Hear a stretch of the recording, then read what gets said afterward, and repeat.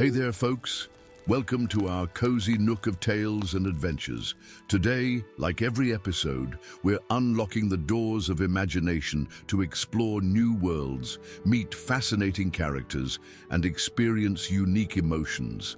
I promise to take you on an unforgettable journey through the power of words. So get comfy, grab your favorite drink, snuggle into that perfect spot, and get ready to lose yourself in a new story. Leave the outside world behind for a while and dive with me into the depths of storytelling. If you enjoy our content and want to support the channel, consider hitting the subscribe button and giving the video a thumbs up. Now, without further ado, let's dive into today's story. The wall wept frozen tears as the century's most merciless winter tightened its grip on Castle Black. Standing 800 feet tall and stretching from sunrise to sunset across the northern border of the realm, the ancient barrier of ice had stood for millennia, a testament to forgotten magic and nameless sacrifice. Yet on this night, as the aurora borealis painted the sky in ribbons of emerald and violet, the ice groaned with secrets long buried beneath its foundation. Commander Royce Blackwood stood atop the wall, his black cloak whipping violently in the wind. At 30, he was the youngest Lord Commander in 3 centuries, thrust into leadership after his predecessor's body was found frozen in his chambers, eyes wide with terror despite the locked door and roaring hearth. 6 moons had passed since that night, and the men still whispered that Lord Commander Varric had seen something no living man should witness. "Commander!" The voice cut through the howling wind.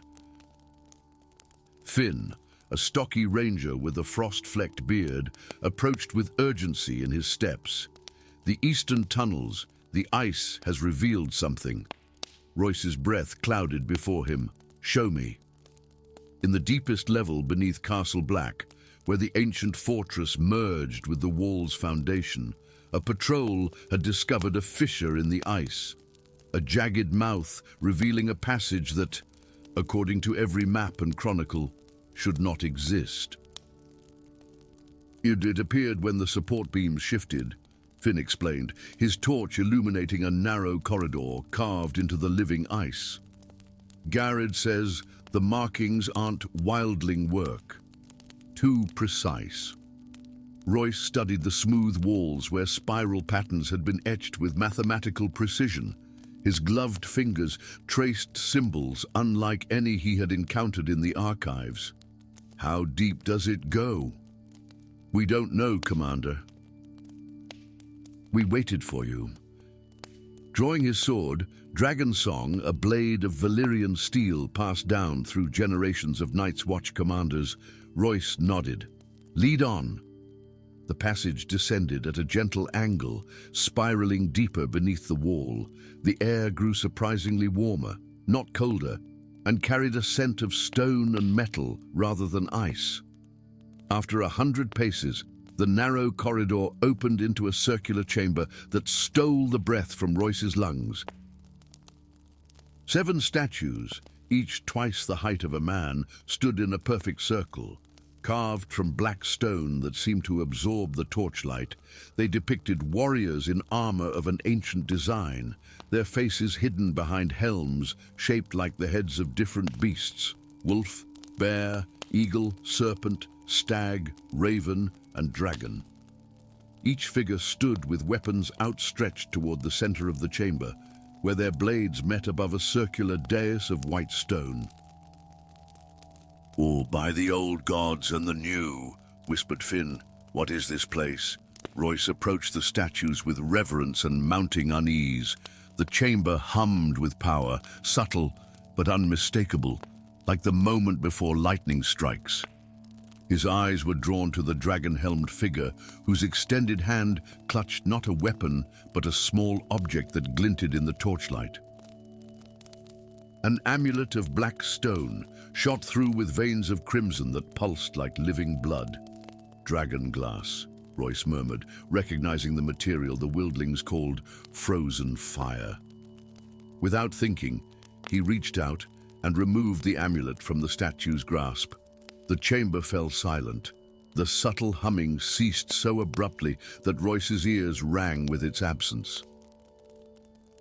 With a sound like ice cracking across a frozen lake, hairline fractures appeared on the dragon-helmed statue's surface. "Commander," Finn's voice trembled, "we should leave this place." Clutching the amulet, Royce backed away as the fractures spread across all 7 statues. "Alert the watch. Double the sentries on the wall tonight." That night, as an unnatural stillness settled over Castle Black, Royce dreamed. He stood upon an endless field of ice beneath a sky filled with stars no human eye had seen for 10,000 years. Before him, armored figures battled creatures of living ice and shadow, their blades flashing with pale fire. In the distance, a mountain of ice rose, not as a wall but as a fortress, Castle Black as it might have been in the dawn of time. A voice spoke beside him, though no figure stood there. "And the sentinels bound themselves to forces beyond mortality to hold the balance. Now you have broken the first seal, Night's Sun." Royce awoke to screams. Snatching dragon song, he rushed to the courtyard where a sentry stood paralyzed with terror. Pointing to the wall, illuminated by moonlight, a figure climbed down the vertical face of ice with inhuman grace, a ranger who had disappeared beyond the wall 3 days prior. His movements were wrong, jerky yet fluid, and his eyes glowed with pale blue light. "Bar the gates," Royce commanded. "Archers to the wall walk." Before the order could be carried out, 3 more figures emerged from the shadows. Night's watchmen who had died weeks ago. Their bodies never recovered. They moved with the same unnatural grace, eyes gleaming like cold stars. "Burn them," came a woman's voice, sharp and clear. Lady Iselda stood at the entrance to the rookery, her silver hair unbound and flowing like quicksilver in the moonlight. The daughter of a northern lord, she had sought sanctuary at Castle Black after being exiled for practicing forbidden arts. Royce had granted her protection in exchange for her knowledge of ancient languages and runes. The men hesitated until Royce echoed the command. "Fire!" "Use fire!" By dawn, the walking dead had been reduced to ashes, but the dread lingering over Castle Black had only deepened. In the Lord Commander's chambers, Royce placed the dragonglass amulet on his desk, where it pulsed with internal light. "You've awakened them," Iselda said without preamble as she entered, her eyes the color of storm clouds fixed on the amulet. "The sentinels were created in the first long night, when the others nearly conquered the world. 7 warriors who made pacts with primal forces, ice, fire, earth, air, water, flesh, and spirit, to create weapons against the darkness." Royce's fingers closed around the amulet. "The statues in the chamber." She nodded. "They bound themselves, and those they defeated in a spell of eternal vigil. By removing the amulet, you've begun to unravel that spell." Her gaze softened with something like pity. "The amulet chose you, Royce Blackwood. It recognized something in your blood." "What do you mean?" "The Night's King was not always a monster. Before his fall, he was a Stark, a Brandon Stark, and Lord Commander of the Night's Watch. Just like you." Cold dread pooled in Royce's stomach. "What must I do?" Legend speaks of an 8th sentinel who refused to be bound in stone, the wanderer who chose eternal patrol in the lands of always winter rather than endless sleep. If he still exists, he may know how to restore the seals. And if he doesn't? Iselda's gaze turned to the north. "Then the others will rise again, and this time there will be no wall to stop them." 3 nights later, Royce led a party of 7 beyond the wall, himself, Iselda, and 5 of his most trusted rangers. Each night since he'd removed the amulet, more of the dead had risen, and dreams of ancient battles plagued everyone at Castle Black. The dragon glass amulet hung around Royce's neck, pulsing warmer as they traveled north. They journeyed through haunted forests where the trees whispered warnings, and across frozen lakes where shadows moved beneath the ice. On the seventh day, they reached the Valley of Then, where ancient standing stones formed patterns that mirrored the constellations above. "The amulet grows warmer," Royce said, as they approached a circle of 9 stones, each twice the height of the wall. Iselda nodded. "This is a place of power. The veil between worlds is thin here."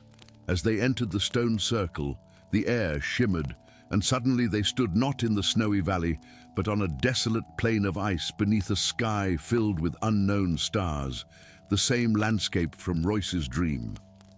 A figure approached from the center of the circle, a man in armor of black ice, his face hidden behind a helm shaped like a wolf's head. When he spoke, his voice resonated like the cracking of glaciers. "I have waited 9,000 years for the seal to break," he said, removing his helm to reveal a face both ancient and youthful, with eyes like chips of blue ice. "I am Joramun, last of the first sentinels." Royce stepped forward. "The seal is breaking, the dead walk again." "Yes," Joramun replied, "because it is time. The long night comes again, but this time the realm of men has forgotten how to fight it." His gaze fixed on the amulet. "You wear the key of Azor. It chose you to reforge the pact." "What pact?" Iselda asked. "The one that built your wall, the balance between ice and fire, life and death." Joramun extended his hand. "The seals can be renewed, but only with willing sacrifice." Royce felt the weight of destiny settle upon his shoulders. "What must I give? What all sentinels give? Your future, your past, your very name." "You will become like us, neither living nor dead, bound to the watch until the stars go dark."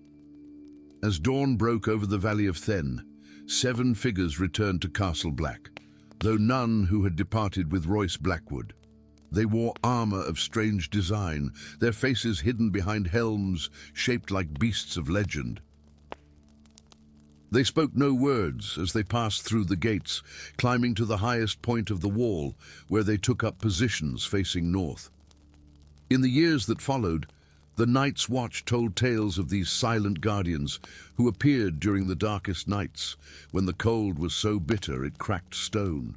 They left no footprints in the snow and spoke to no man, yet the dead no longer rose, and the terrors beyond the wall kept their distance.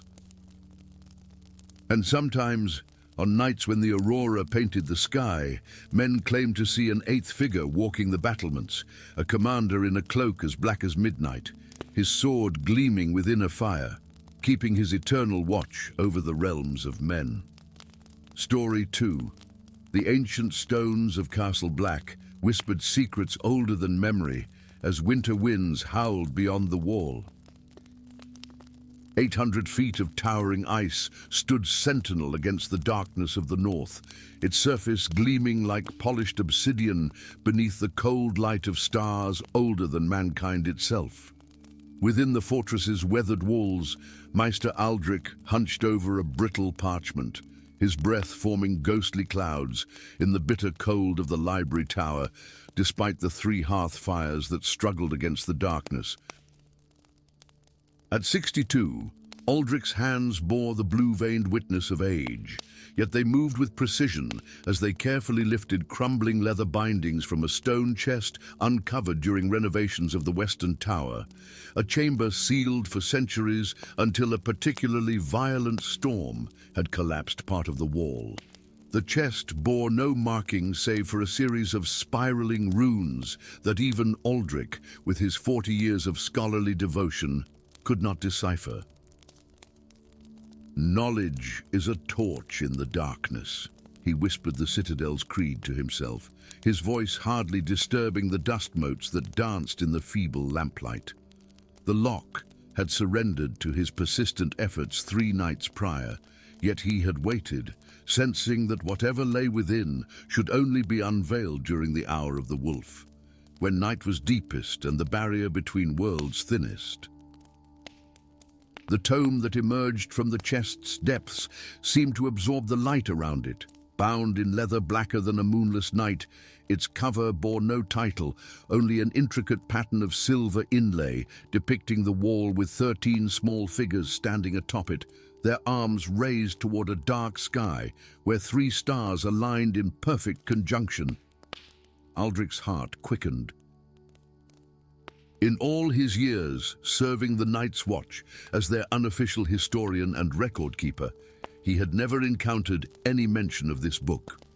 With reverent caution, he opened the cover. The pages within were crafted from a material he couldn't identify, neither parchment nor paper, but something that felt cool to the touch and seemed to shimmer with an inner luminescence. The script was unlike any he had seen before, the letters fluid yet angular, as if carved by wind into ice rather than written by human hand. "What secrets do you hold?" he murmured, tracing the alien text with a trembling finger.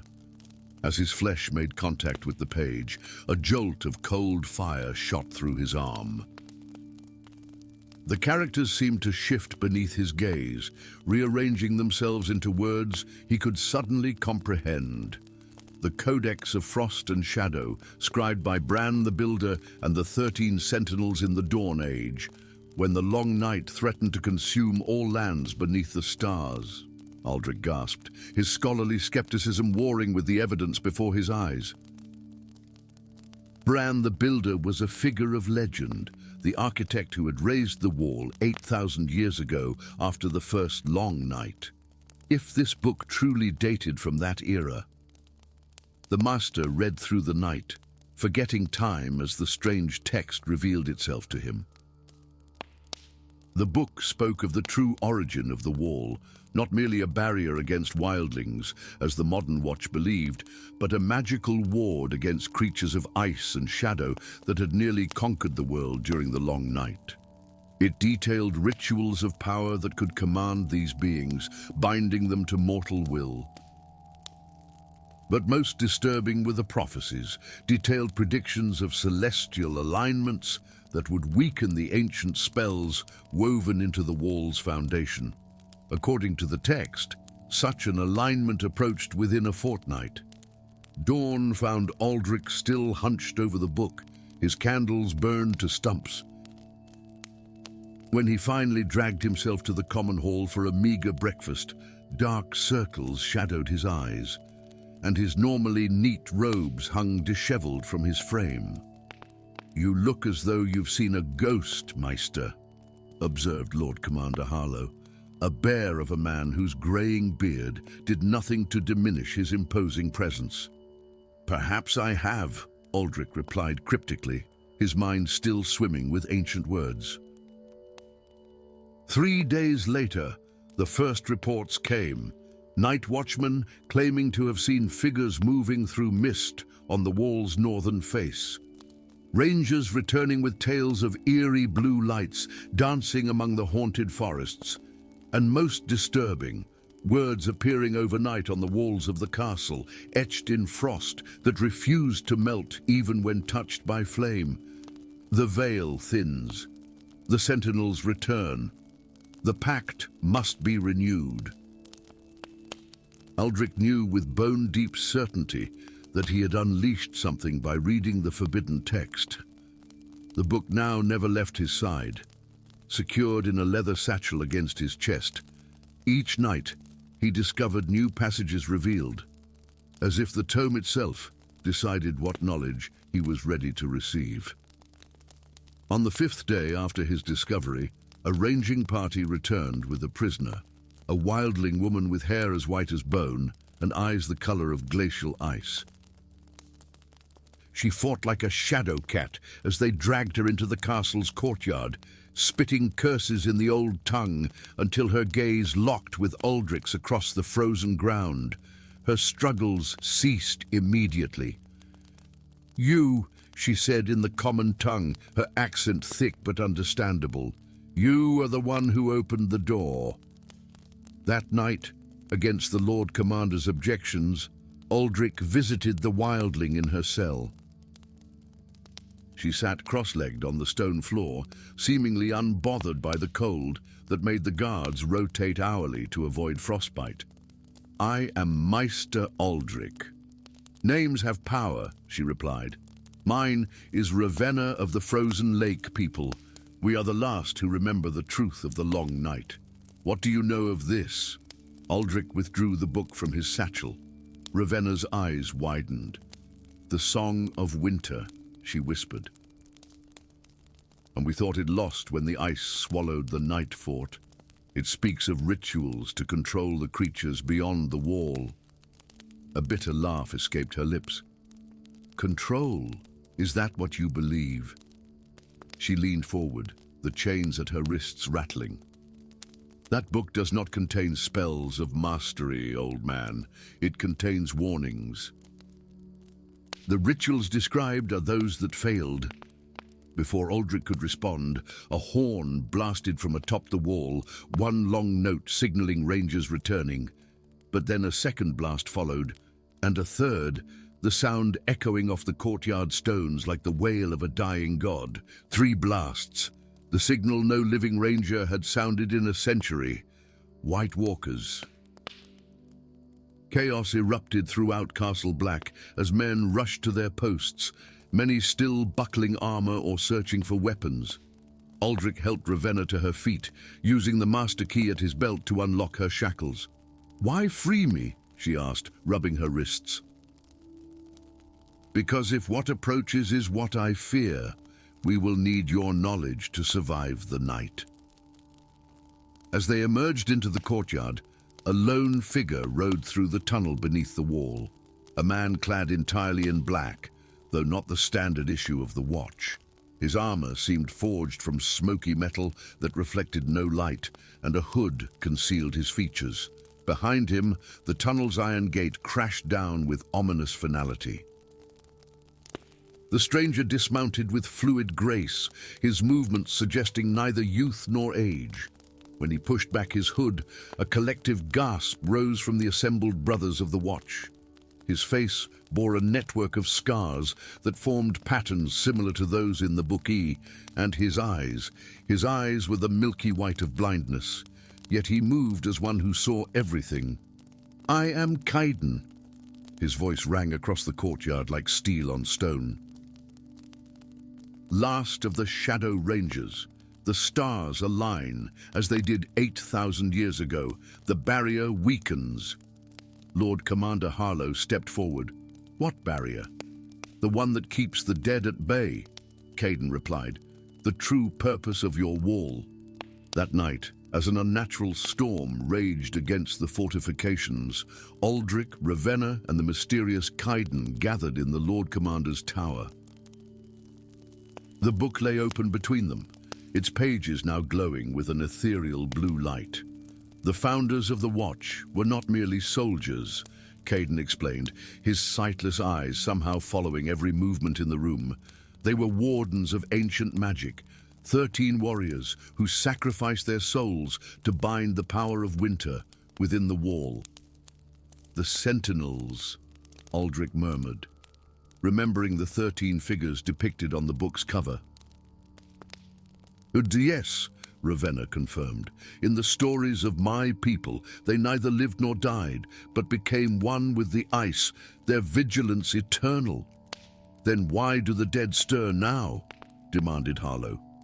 Kaiden's finger traced the astronomical chart on one of the book's pages. Every 8 millennia, 3 stars align: the warrior, the crone, and the stranger. During this conjunction, the veil between worlds thins, and what was bound may slip free. "And you believe this conjunction approaches?" Aldrich asked. "It is not belief, but certainty," Kaiden replied. "Look to the sky tomorrow night. The alignment begins." As predicted, the following evening 3 stars blazed with unnatural brightness above Castle Black. Simultaneously, brothers of the watch began to report strange behavior among their ranks. Men waking with no memory of the previous night. Guards found frozen at their posts, expressions of terror frozen on their faces. Words continuing to appear on walls throughout the fortress, now accompanied by symbols identical to those in the book. "It has begun," Caden declared. "The entities trapped within the wall are reaching out, seeking vessels. How do we stop it?" Harlow's voice had lost its usual confidence. "The ritual must be renewed," Ravenna said, looking to Aldrich, "but it requires sacrifice." "What manner of sacrifice?" Aldrich asked, though in his heart he already knew. 13 souls to replace those that have served their vigil, Caden confirmed. "The willing guardians to bind themselves to the wall for another 8,000 years. As the stars reached their perfect alignment on the 7th night, 13 figures stood atop the wall, Aldrich, Caden, and 11 brothers who had volunteered after witnessing horrors no man should endure. Ravenna stood before them, the book open in her hands, her voice carrying the ancient words that would bind their souls to the ice. Eldrick closed his eyes as the cold wind whipped around them. He had spent his life in pursuit of knowledge, never imagining it would lead him to become part of the greatest secret the Watch had forgotten. As the final words of the ritual echoed across the ice, he felt a profound peace settle over him. The stars blazed once, impossibly bright, then dimmed to their normal glow. The wind died. The unnatural cold receded. In the courtyard below, Lord Commander Harlow waited with the remaining brothers, watching as 13 pillars of ice slowly formed where men had stood moments before. Within each crystalline structure, a dark silhouette could be seen, forever vigilant, forever watching. The Book of Lost Shadows was returned to its chest and sealed within a new chamber beneath the Night Fort, accessible only to future Lord Commanders.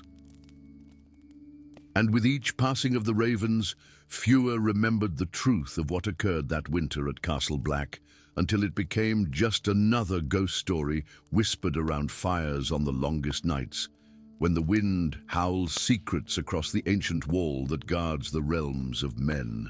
Story 3.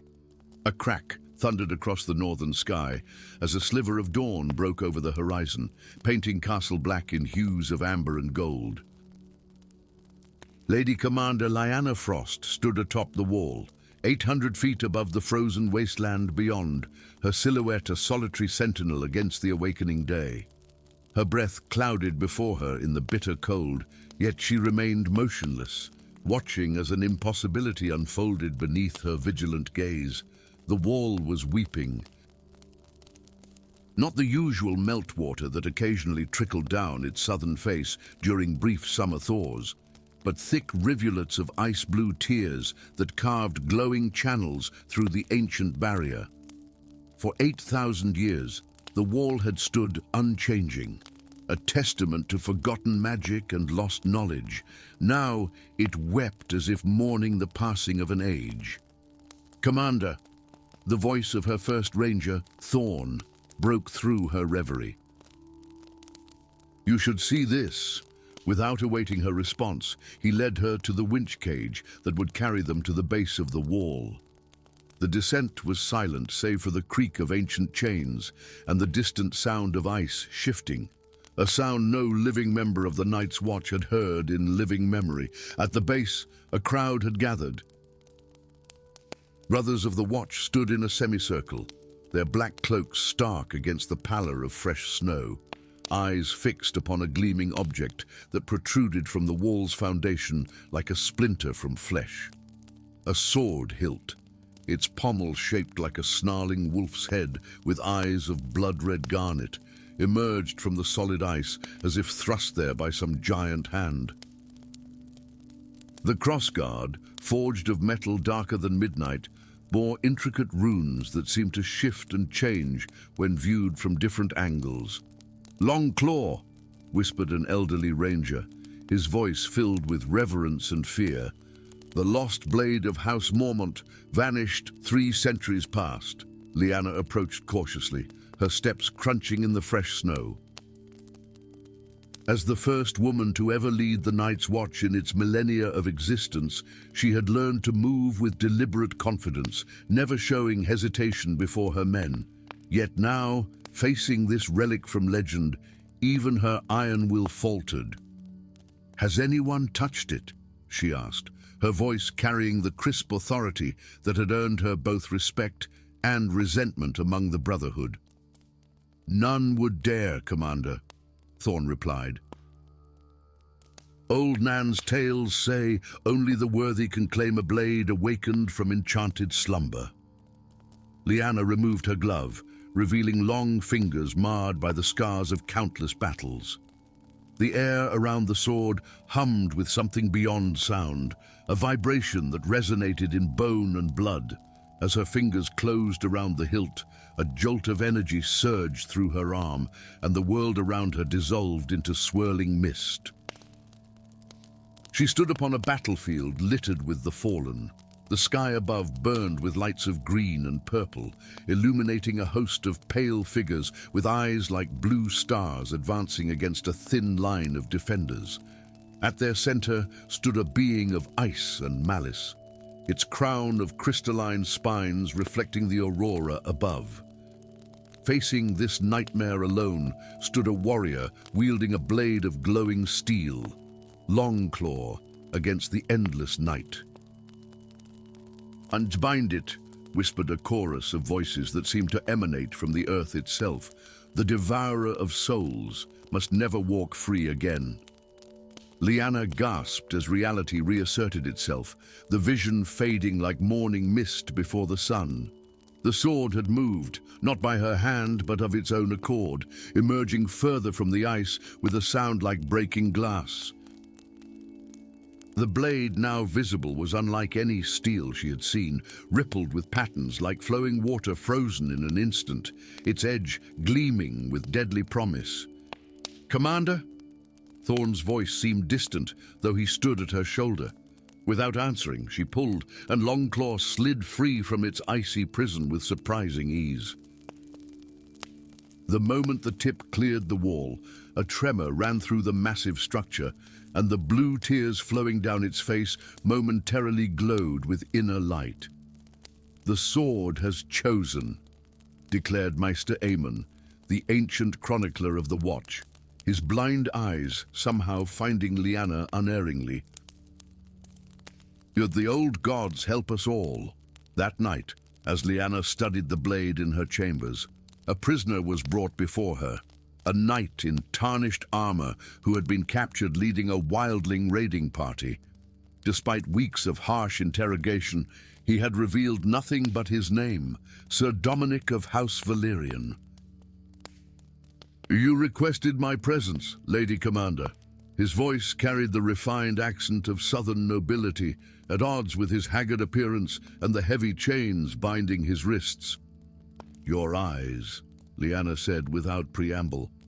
"When they brought you in, you saw the sword and recognized it, not as Longclaw, but as something else." A muscle twitched in Dominic's jaw. "I know nothing of swords. Lie to me again, and I'll have your tongue." She lifted Longclaw, allowing firelight to dance along its edge. "The wall weeps blue tears. The dead in our crypts whisper warnings. And this blade sings in my dreams of ancient battles and a creature called the Devourer of Souls." Dominic's composure cracked, his eyes widening in genuine fear. "You've had the dreams already." "Then it's worse than I feared." He glanced toward the shuttered window. The stars align as they did 8,000 years ago, when the long night nearly consumed the world. "What do you know of this sword?" "It was never Longclaw," he admitted, his voice dropping to a whisper. "That name came later, a convenient fiction.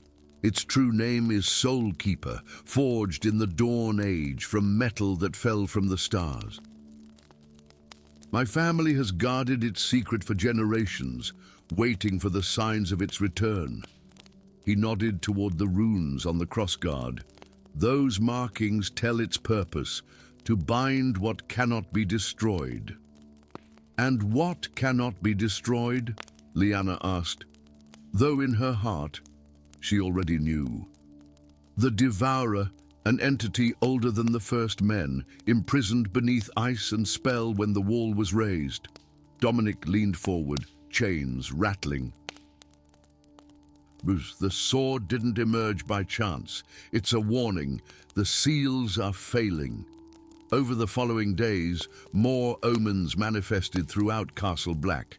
Ice formations resembling clawed hands erupted from the floor of the common hall. Ravens arrived bearing messages that turned to ash when unrolled. And each night, Lyanna dreamed of the ancient battle, witnessing more details with each visitation. The 13 warriors who had used Soulkeeper to bind the Devourer, the spells woven into the foundation of the wall, and the price paid to forge the prison that had held for 8 millennia. A fortnight after the sword's emergence, Lyanna stood atop the wall with Dominic, now freed from his chains but bound by oath to the cause. Their uneasy alliance had drawn disapproval from many in the Watch, but as signs of the awakening darkness multiplied, few dared voice their objections openly. The binding ritual required 13, Dominic explained, consulting a weathered tome he had concealed among his meager possessions. 13 wielders channeling their life force through the blade, forming a chain of will that could imprison even an immortal being. And now that chain weakens, Lyanna concluded, watching as aurora lights danced across the northern sky, each display growing stronger than the last.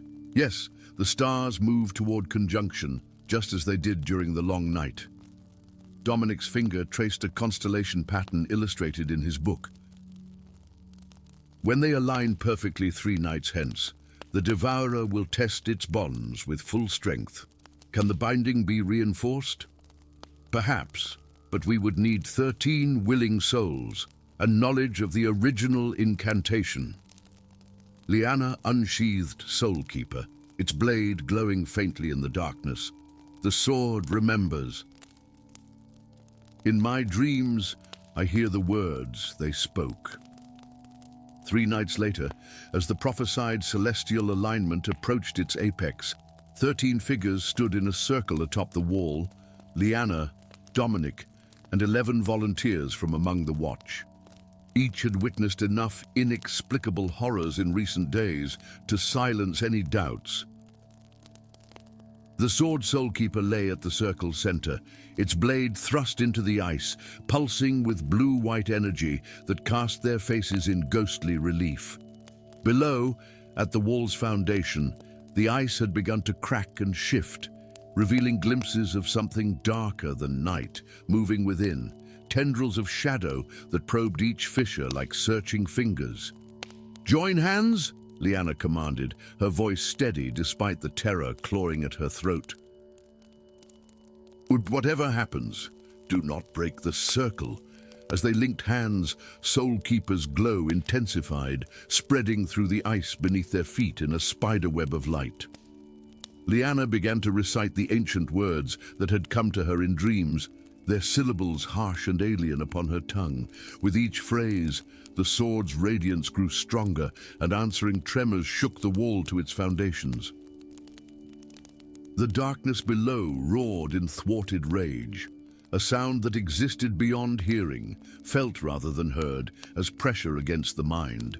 Several in the circle faltered, blood trickling from their ears, but none broke the chain of joined hands. As Lyanna spoke the final words of binding, Soulkeeper erupted in blinding light. For an instant, each member of the circle glimpsed the true form of what they fought to contain, a vastness of hunger and malevolence that had existed before the dawn of humanity, a devourer of light and life and soul. Then darkness swept over them as consciousness fled. Dawn found the 13 sprawled unconscious atop the wall. The sword soul-keeper once again embedded in ice, but now thrust to its hilt at the circle's center, its pommel transformed from a wolf's head to a stylized flame wrought in silver and gold. The wall no longer wept blue tears, and the cracks at its base had sealed as if they had never existed. But each of the 13 now bore a mark upon their palm, a scar in the shape of the rune for Guardian that glowed faintly when darkness fell. And in their dreams, they stood eternal watch against the bound devourer, their spirits linked across time to the original 13 who had raised the wall against the long night. In the years that followed, the Night's Watch spoke in hushed tones of Lady Commander Lyanna Frost and the marked guardians who had prevented a second long night. Some claimed they could hear the sword soulkeeper singing from within its icy prison on moonless nights, a melody both warning and promise, and far to the north, beyond the reach of mortal knowledge, ancient entities stirred in their timeless slumber, awaiting the next turning of the cosmic wheel, when stars would once again align and the eternal battle between light and darkness would resume upon the wall that guards the realms of men. Story 4. The night winds howled like vengeful spirits around the ancient stones of Castle Black, where darkness held dominion even at midday during the cruel northern winter. Atop the rookery tower, Elias Snow tended to his black-feathered charges, his slender fingers trembling not from the cold, to which he had long grown accustomed in his 17 years at the wall, but from the disturbing vision that had plagued his dreams for 7 consecutive nights. Elias was the youngest Master of Ravens the Night's Watch had appointed in 3 centuries, his uncanny connection with the birds earning him the position despite his youth.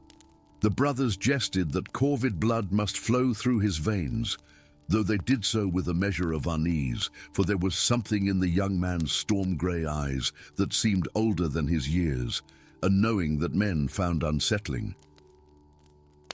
"Easy, Shade," he whispered to the largest raven, whose obsidian feathers gleamed with an almost bluish tint in the torchlight. The bird fixed him with an intelligent gaze, head cocking to one side as if listening to words beyond human hearing. A sudden commotion erupted in the courtyard below.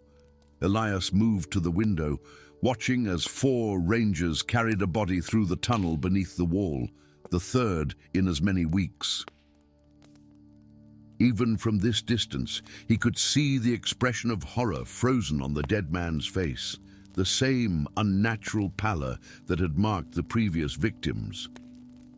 "Another one for the pyre," croaked Shade from his perch, though when Elias whirled around, the raven merely preened its feathers innocently. Ravens could be taught to mimic words, but Elias could have sworn this had been no mimicry but understanding.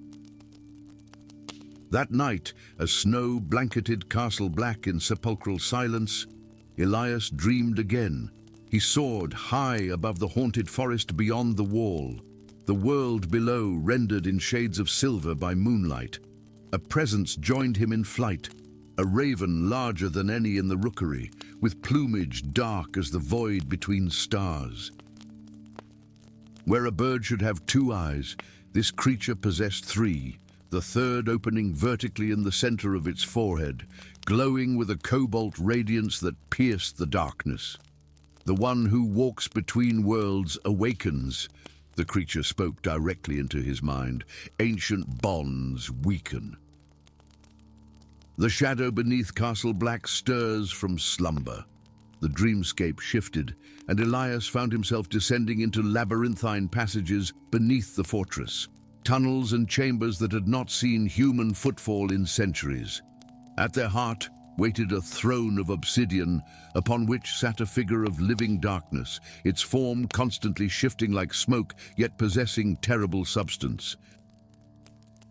It turned empty eye sockets toward him, and Elias felt his soul quail before its gaze. "Find the key," the 3-eyed raven's voice echoed, "before the shadow breaks its chains." Elias awoke with a strangled cry, his chamber illuminated by pale blue light emanating from his own skin. The glow faded within moments, but the memory of it and the bone-deep certainty that it was no mere dream remained. Morning brought news that chilled the blood of even the most hardened rangers. Another brother had been found dead in his chamber, his face contorted in the same mask of terror, with no mark upon him save for a strange symbol etched in frost upon his forehead. 3 vertical lines intersected by one horizontal. "The mark of the Watcher," whispered old Garrow, the eldest member of the Watch, his rheumy eyes widening in recognition. "Udun, I've seen it only in the most ancient texts in the library. It heralds the awakening of powers long dormant." As Lord Commander Blackwood called a council of the senior officers, a hunting party returned with a prize that sent ripples of excitement through the ranks. A wildling woman captured near the Weirwood Grove, 3 leagues beyond the wall. Unlike the typical fur-clad savages they encountered, she wore robes of bone-white leather, adorned with runes that glimmered with faint luminescence, and her hair fell in silver waves to her waist, despite her apparent youth. "She was performing some heathen ritual," reported Thorn, the first ranger, speaking in a tongue none of us recognized. "Put up quite a fight too. Took 3 men to subdue her. The woman was brought before the council in chains, her head held high with a pride that bordered on defiance.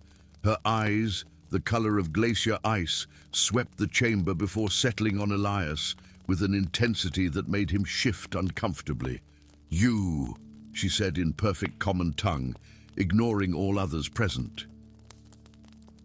"You bear the mark of the third eye."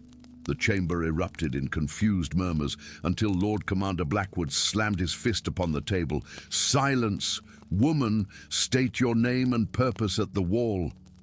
"I am Ravenna of the Ice Lake clan," she replied, still looking at Elias, "keeper of the old ways and seer of truths. I come because the Shadow Lord stirs in his prison, and the one who walks between worlds has been chosen to prevent his escape." Her chains rattled as she pointed directly at Elias. Him. After hours of questioning yielded little beyond cryptic warnings of ancient evil and awakening powers, Ravenna was escorted to the cells beneath the king's tower. Lord Commander Blackwood dismissed her claims as wildling superstition, ordering additional guards posted throughout the castle and an increase in rangings to search for any unusual activity beyond the wall. That night, unable to sleep, Elias crept down to the cells. Ravenna sat cross-legged on the stone floor, seemingly unmindful of the cold, her eyes closed in meditation. They snapped open the moment he approached the bars. "You've seen the 3-eyed raven," she stated. "It has shown you what sleeps beneath this fortress." Elias swallowed hard. "How could you know that?" "Because we are connected to the same tapestry of fate." She rose in one fluid motion, approaching the bars. "The Shadow Lord was imprisoned 1,000 years ago by the first Lord Commanders, a being of ancient malice that feeds on fear and souls. With each death, it grows stronger. Soon, it will break its bonds." "Why me?" Elias whispered. "I'm just the master of ravens." A smile touched Ravenna's lips. "Are you? The ravens speak to you, do they not? You see through their eyes sometimes, when your own are closed. You were born during the Crimson Eclipse, marked by powers older than the wall itself." Before Elias could respond, a scream echoed through the stone corridors, raw and primal, cut short with terrifying abruptness. Drawing the dagger at his belt, he raced toward the sound, Ravenna calling after him to wait. He found the guards sprawled before the entrance to the undercroft, eyes wide and sightless, the now familiar mark crystallizing on his forehead.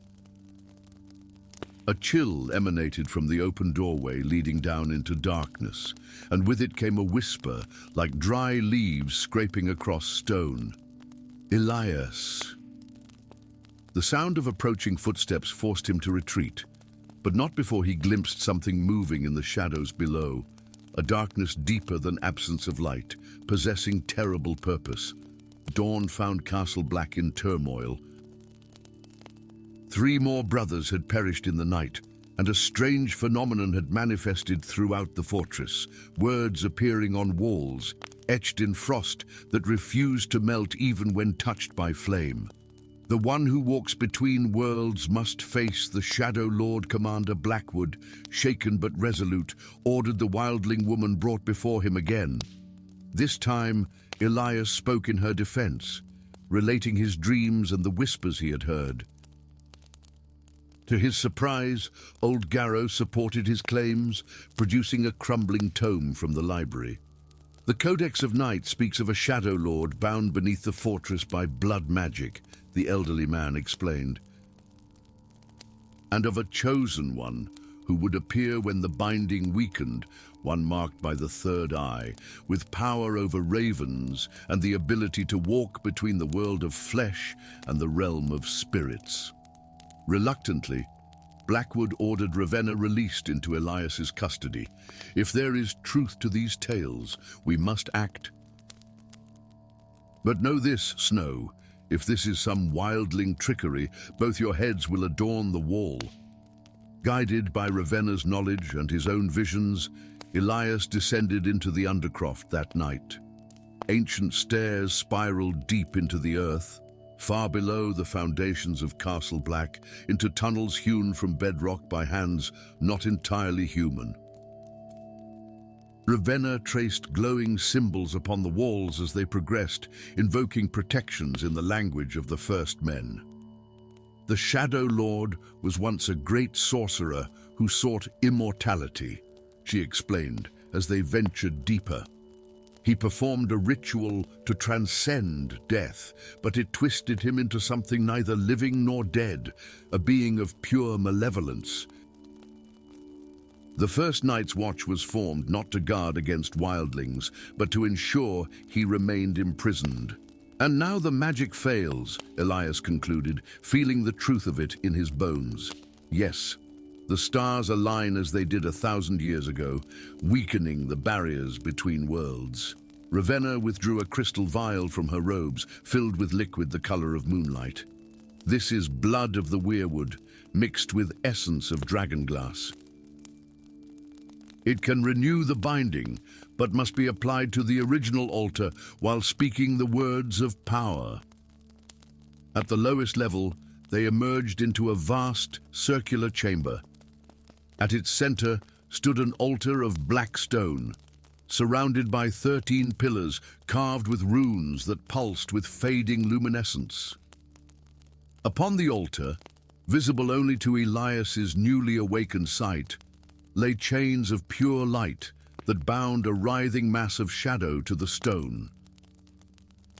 The darkness coalesced into a figure, tall and terrible, with a crown of ice upon its brow and eyes like wells of midnight.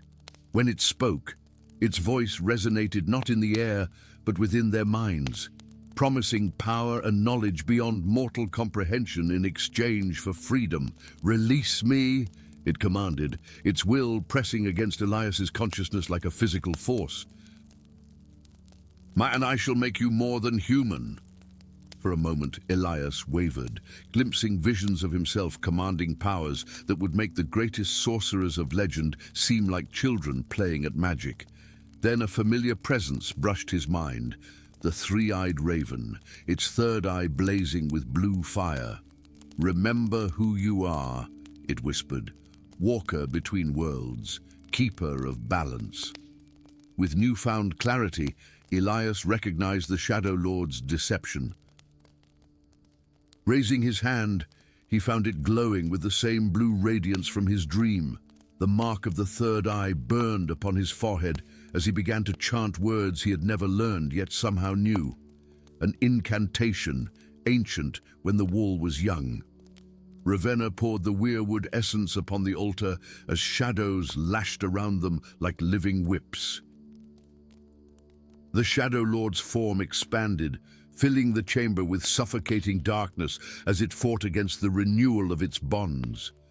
In that moment of crisis, Elias understood his true heritage.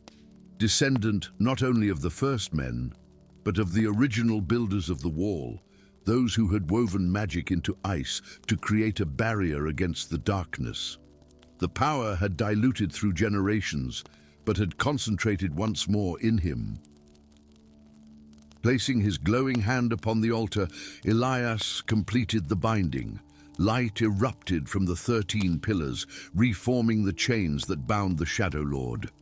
The creature's scream of rage reverberated through Castle Black, manifesting as a tremor that shook snow from the wall itself. When silence finally returned, Elias found himself changed. The third eye, now permanently visible to those with the sight, marked him as something more than human, yet not entirely other. In the days that followed, the brothers who had died were given proper rights, and Ravenna was granted sanctuary at Castle Black as advisor to the Watch, the first wildling to hold such a position. The ravens spoke more clearly to Elias now, bringing tidings from beyond the wall of greater dangers stirring in the eternal winter. And on nights when the aurora painted the sky, he would stand atop the wall with the three-eyed raven perched upon his shoulder, watching for shadows that moved with purpose through the haunted forest, keeping vigil against the long night that legends warned would someday return to the realms of men. Story 5. The longest night of winter descended upon Castle Black like a shroud, darker than any in living memory. Atop the ancient fortress that had stood sentinel against the terrors beyond the wall for millennia, Lord Commander Alistair Thorne watched as the impossible occurred before his weathered eyes. The eternal flame, said to have been kindled from dragon's breath at the wall's founding, flickered, dimmed, and with a sound like a dying man's final sigh, extinguished completely. 800 feet below, the wall itself seemed to shudder, as if some terrible awareness had awakened within its frozen heart. In that moment of darkness, something changed. The cold deepened beyond mere winter's bite, becoming a living force that crept through stone and flesh alike, carrying whispers of ancient malice. 1,000 years, Thorne murmured, his breath crystallizing before him in the unnatural chill. 1,000 years that flame has burned. Maester Aemon, blind and ancient, gripped Thorne's arm with surprising strength. Without the eternal flame, the spells woven into the wall's foundation weaken. What sleeps beyond will stir. As if summoned by his words, an unearthly howl echoed from the haunted forest, stretching endlessly northward. Not the cry of wolf or wildling, but something older and hungrier that had no place in the world of men. The brothers of the Night's Watch exchanged glances of poorly concealed dread. Most had joined to defend against wildling raids or escape crimes in the south. Few believed the old legends of ice spiders and white walkers. Yet in that moment, as shadows seemed to lengthen and writhe with purpose along the wall's base, doubt crept into even the most skeptical hearts.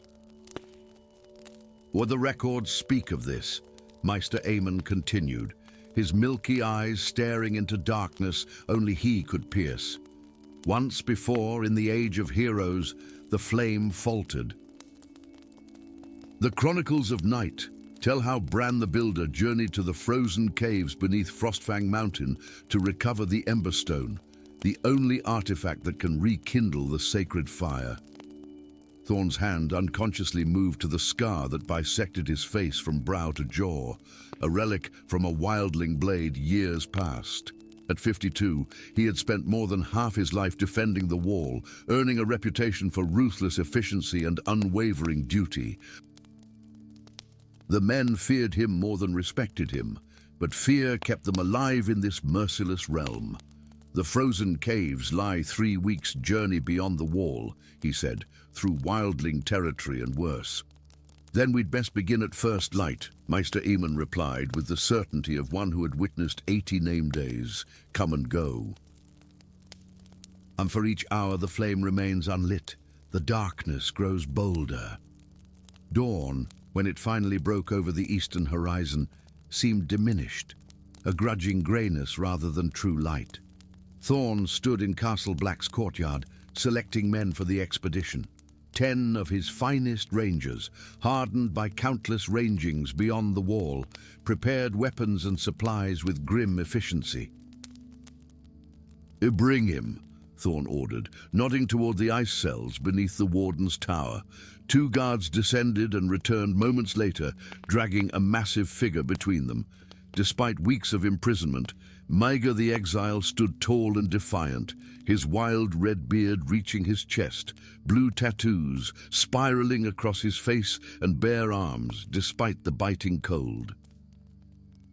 Once heir to the Then chieftain, he had been banished for reasons he refused to divulge, captured during a solitary raid on a Night's Watch patrol.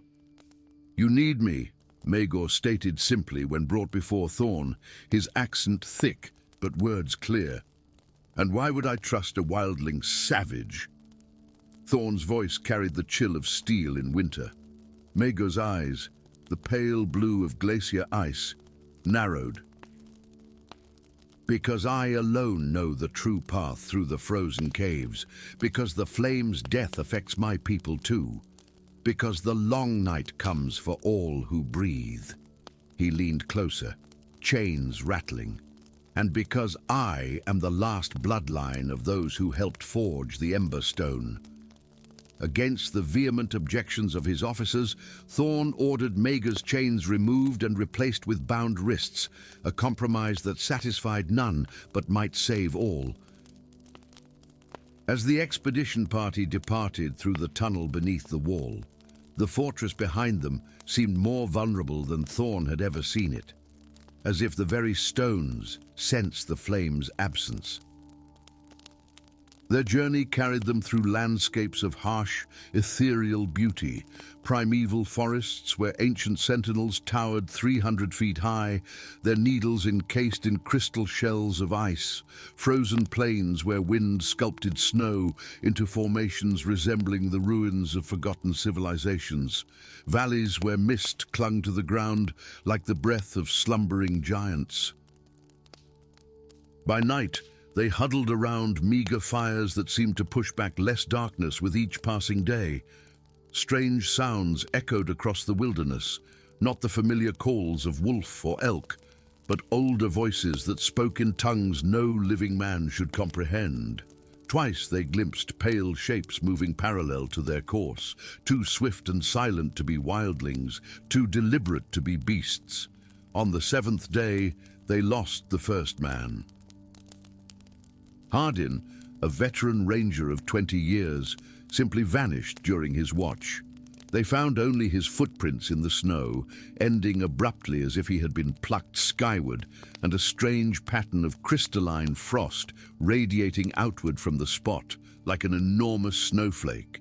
"The Cold Ones hunt," Maegor said, examining the pattern with a reverence that bordered on fear. They sensed the weakening of the ancient wards. "Cold Ones?" Thorn demanded.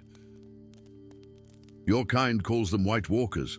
My ancestors named them the Winter's Children." Maegor's face hardened. "They sleep during the flame's vigil.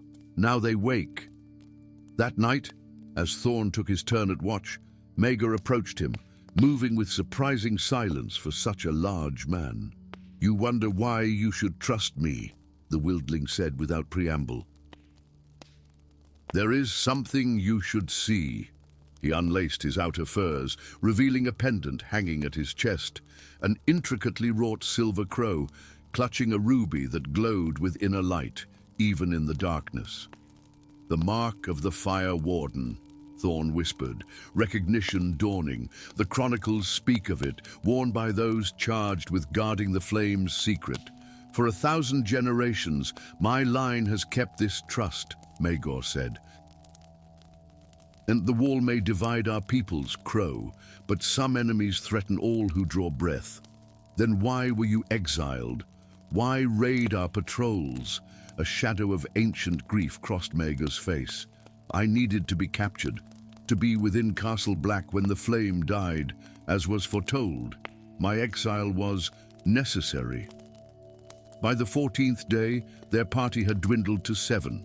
3 lost to the Cold Ones, 1 to a hidden crevasse, another to frozen lungs.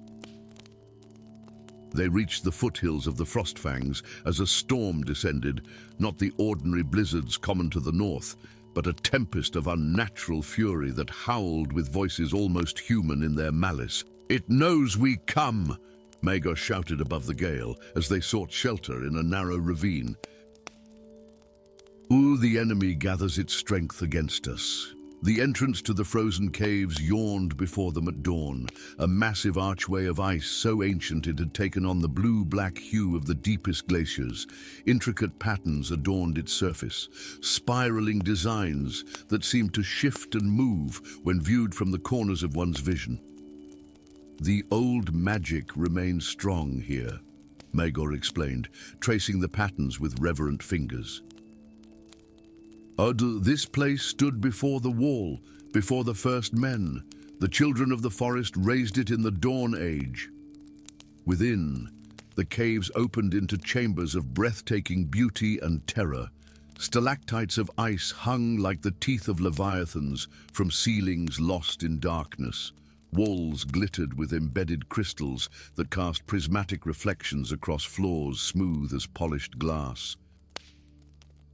In some chambers, the ice was so clear they could see shapes suspended within, ancient beasts, warriors in archaic armor, and things for which no name existed in the tongues of men. As they ventured deeper, following Maega's unerring guidance, the air grew paradoxically warmer.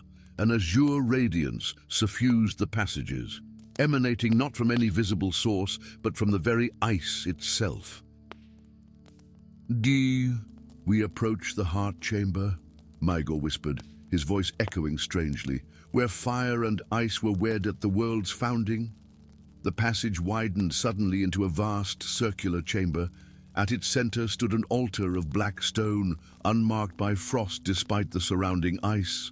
Upon it rested a crystalline vessel shaped like a teardrop, within which danced a flame no larger than a candle's, but burning with the intensity of a captured star. "Oh, the mother flame," Maega breathed, "from which all lesser fires are born." As Thorn stepped toward the altar, the chamber's temperature plummeted. Frost crept rapidly across the floor toward them, and the shadows at the chamber's edge coalesced into humanoid figures of terrible beauty, pale as moonlight, tall and gaunt, with eyes like shards of blue crystal.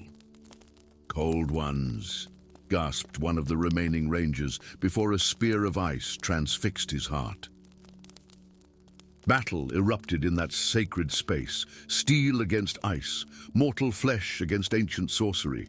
The Cold Ones moved within human grace, their crystalline weapons slicing through armor as if it were parchment. 2 more rangers fell before Thorn reached the altar, Maega fighting at his side with berserk fury. "The Ember Stone!" Maega shouted above the clash of weapons. Within the flame itself, Thorn plunged his hand into the fire, expecting agony, but felt instead a profound warmth that spread through his veins like liquid sunlight. His fingers closed around a stone the size of a robin's egg, smooth and black as obsidian, but pulsing with internal radiance. The moment he withdrew it, the chamber darkened.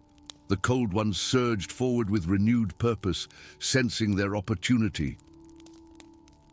Maega placed himself between them and Thorn, his massive frame a final bulwark.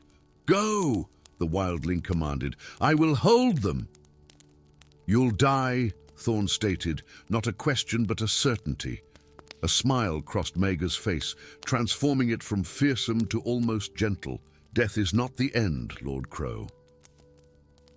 The fire remembers those who serve it."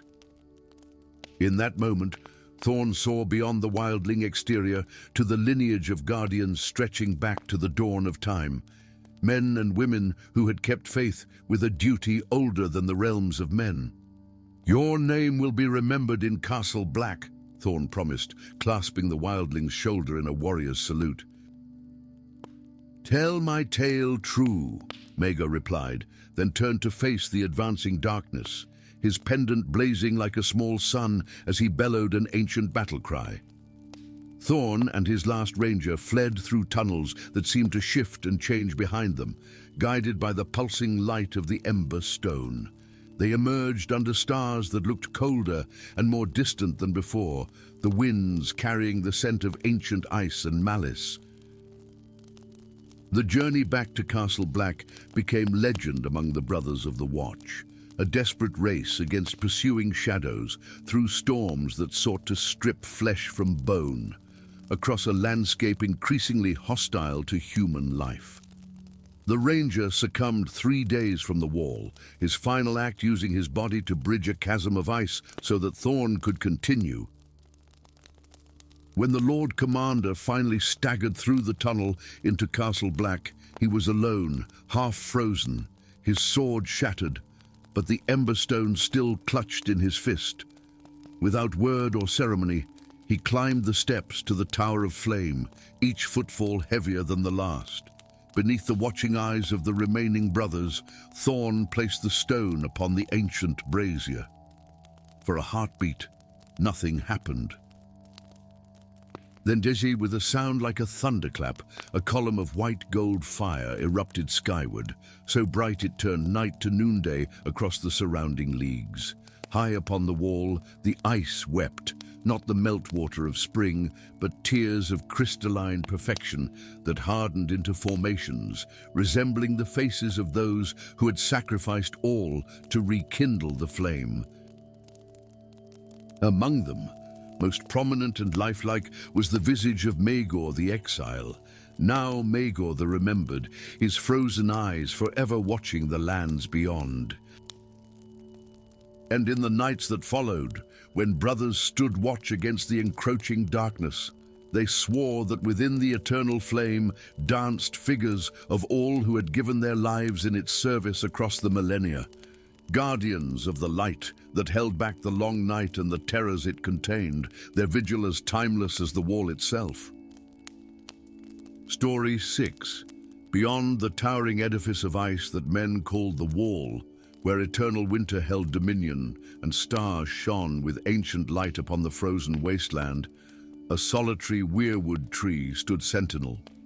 Its bone-white branches reached toward the heavens like pleading hands, blood-red leaves rustling in the bitter wind that carried whispers of forgotten ages.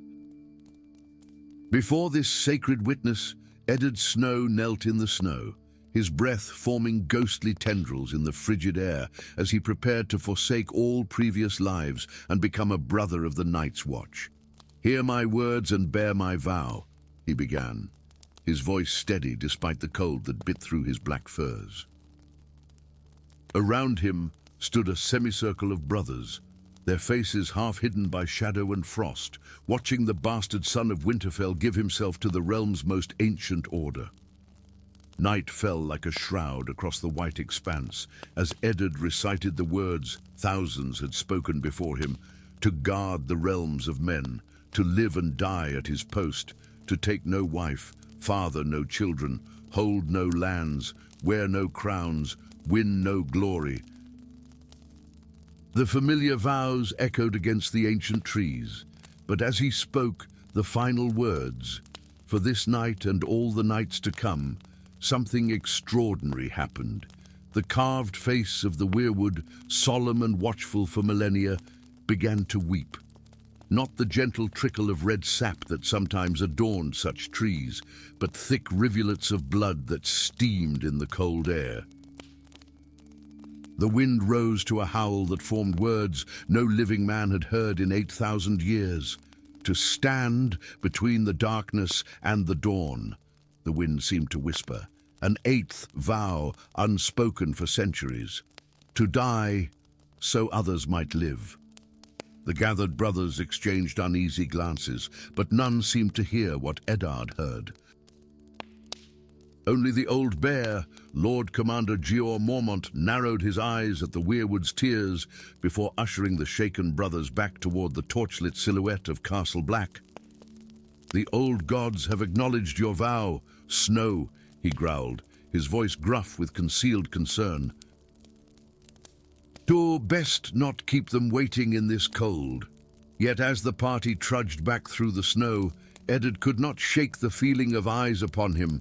Not the eyes of his brothers, but something older, colder, watching from beyond the veil between worlds. In the fortnight that followed, sleep became Eddard's enemy. Each night, as Castle Black settled into uneasy slumber, he found himself walking the battlements in dreams not entirely his own. Spectral figures in tattered black cloaks beckoned him, their features lost to time, but their purpose clear as they pointed toward the ice beneath his feet. Always, they led him to the same spot. A forgotten door at the base of the wall, sealed with iron bands green with age and runes no living Meister could decipher.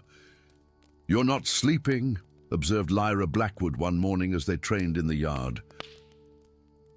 Unlike most of her wildling kin, she had willingly crossed the wall and pledged herself to the watch, the first woman to do so in recorded history. Her arrival had caused no small amount of controversy, yet her skill with bow and spear had silenced most objections. "The ghosts won't let you, will they?" Eddard lowered his practice sword, startled by her perception. "Ah, how did you know?" Her dark eyes, rimmed with the blue patterns her people tattooed upon their skin, studied him carefully. "Beyond the wall, we listen when the dead speak. It's how we survive." That evening, huddled in the rookery where ancient Meister Eamon Flowers tended his ravens, Eddard and Lyanna shared what they had witnessed. The Meister, his chain heavy around his frail shoulders, listened with scholarly skepticism. "Ghost stories are common currency at Castle Black," he reminded them, adjusting his clouded spectacles. "Men who stand at the edge of the world often imagine terrors lurking just beyond sight." "These aren't imaginings," Eddard insisted, the dark circles beneath his eyes testament to his sleepless nights. "They're trying to show me something beneath the wall." Maester Eamon's gnarled hands stilled among his scrolls. "There are passages within the ice, it's true. The builders of old left tunnels and chambers, though most have been sealed or forgotten." "Will you help us find this door?" Lyanna asked, her wildling directness cutting through formality. The old man sighed, the weight of knowledge and duty heavy in his voice. "I am a man of learning, sworn to counsel the watch with wisdom. If ancient secrets stir, perhaps they do so for reason." Three figures moved through Castle Black's darkest undercrofts that night, their lantern light casting elongated shadows against century-frosted walls. Guided by Eddard's dreams and Maester Eamon's ancient maps, they descended where few brothers ventured, into the foundations where the wall met earth. "There," Eddard whispered, his breath fogging in the subterranean chill. Before them stood the door from his visions, its iron bands glinting dully in the lantern light. Lyanna traced the strange runes with calloused fingers.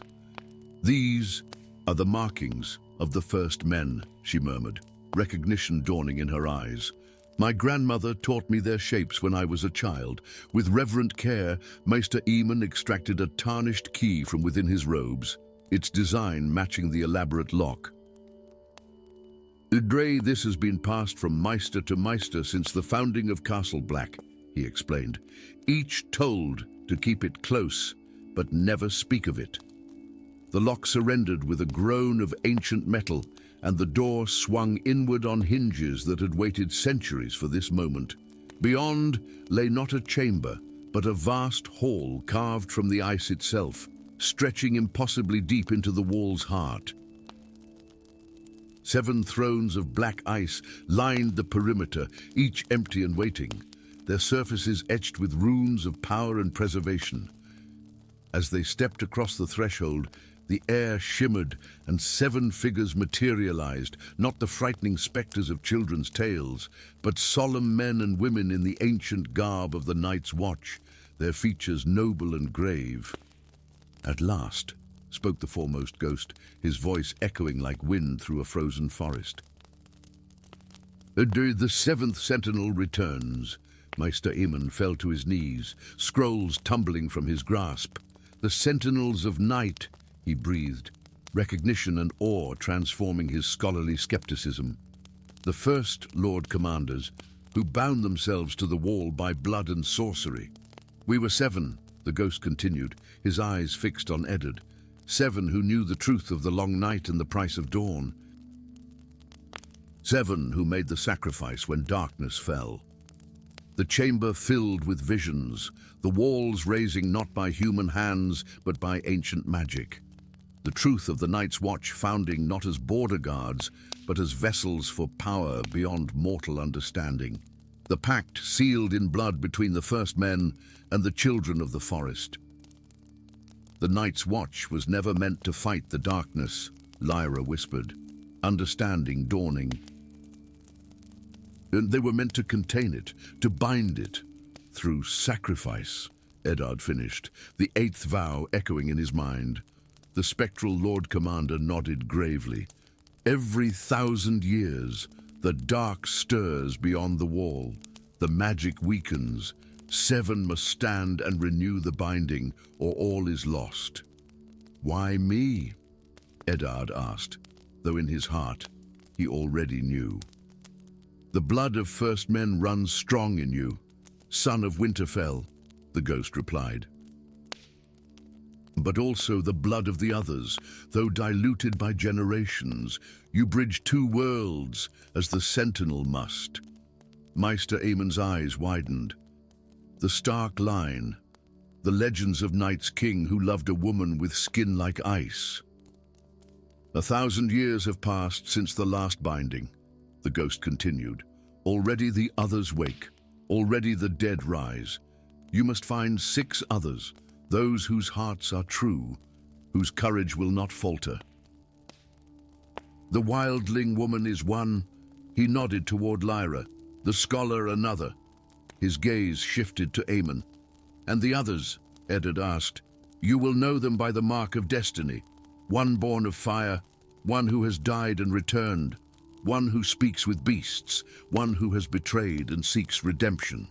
Outside the hidden chamber, a horn blasted once, then twice, then a 3rd time, the signal no living brother had heard for 8,000 years.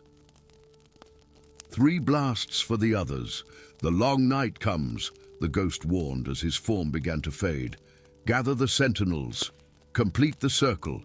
Speak the 8th vow together, or darkness will devour the world." As the apparitions vanished, a terrible cold swept through the chamber, extinguishing their lantern and leaving them in darkness broken only by a faint blue glow emanating from beyond the wall. "We need to warn the Lord Commander," Meister Aemon said, his scholarly reserve replaced by urgent fear. Eddard stood transfixed, gazing at the 7 thrones. In his mind's eye, he could see them occupied, himself, Lyra, Aemon, and 4 others yet unfound. He could see the circle of power they would form, the magic they would unleash, and the price they would pay. "No," he said quietly. "We need to find the other 4 sentinels." The Watch was built for this moment, not for the petty squabbles of kings and lords. Lyra's hand found his in the darkness, her fingers strong and sure. "Beyond the wall, my people speak of the last hero who sought the children of the forest when all hope was lost. Perhaps you are him reborn." "Not a hero," Eddard corrected, feeling the weight of destiny settle upon his shoulders like a mantle of ice. "A sentinel. The last line between night and dawn." As they emerged from the chamber, Castle Black had erupted into chaos. Brothers rushed to man the wall as an unnatural storm approached from the north, driving before it a mist that glimmered with unearthly blue light. Within that mist, shadows moved, tall, graceful figures with eyes like stars and weapons of crystal. The long night had begun. Elias Snow, once a bastard with no place in the world, now the last sentinel of an order older than memory, watched the approaching darkness and made a silent vow, the eighth vow, the true purpose of the night's watch. To stand between the darkness and the dawn, to die so others might live. And somewhere beyond the veil between worlds, the old gods heard and prepared to collect their due.